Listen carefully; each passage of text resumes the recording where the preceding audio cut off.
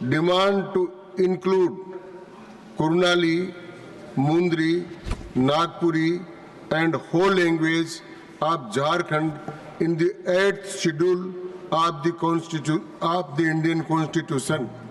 श्री प्रदीप कुमार जी। धन्यवाद माननीय उपसभापति महोदय। झारखंड राज्य की कुड़माली, मुंडारी, नागपुरी, खोरठा और हो भाषाओं को संविधान की 8वीं अनुसूची में शामिल करने की मांग लेकर के मैं खड़ा हुआ हूं।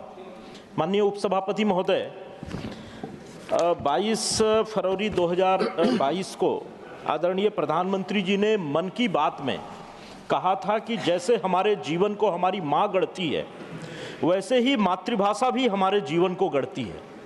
आज़ादी के 75 साल बाद भी कुछ लोग ऐसे मानसिक द्वंद्व में जी रहे हैं जिसके कारण उन्हें अपनी भाषा, अपने पहनावे, अपने खान पान को लेकर एक संकोच होता है, जबकि विश्व में कहीं और ऐसा नहीं है।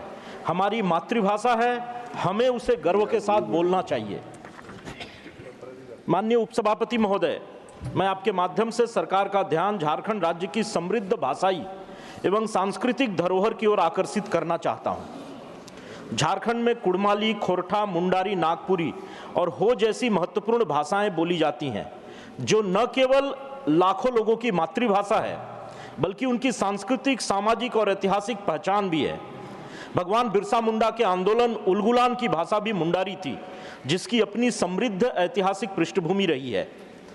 यह भाषा मुंडा समुदाय की पहचान है, जिनका झारखंड के इतिहास और संस्कृति के विकास में महत्वपूर्ण योगदान रहा है। हो भाषा सिंहभूम क्षेत्र में विशेष रूप से बोली जाती है और इसके बोलने वाले हो जनजाति के लोग बड़ी संख्या में हैं। इसी तरह कुड़माली भाषा का संबंध बंगाल एवं झारखंड के राढ़ सिविलाइजेशन से है। कुड़माली भाषा झारखंड, पश्चिम बंगाल और उड़ीसा के कुड़मी समुदाय द्वारा बोली जाती है। इसका साहित्यिक और सांस्कृतिक महत्व भी अत्यधिक है। नागपुरी भाषा भी झारखंड की राजधानी सहित पूरे राज्य में व्यापक रूप से संवाद की मूल भाषा रही है। नई शिक्षा नीति के तहत भी स्थानीय भाषाओं का स्कूली शिक्षा में प्रयोग व्यापक रूप से हो, ऐसा आग्रह किया गया है। इन भाषाओं को संविधान की 8वीं अनुसूची में शामिल न किए जाने से इनका उस स्तर पर प्रयोग नहीं हो पाता है जितना होना चाहिए। इन भाषाओं के संरक्षण, संवर्धन और शिक्षण में कई बाधाएं उत्पन्न होती हैं।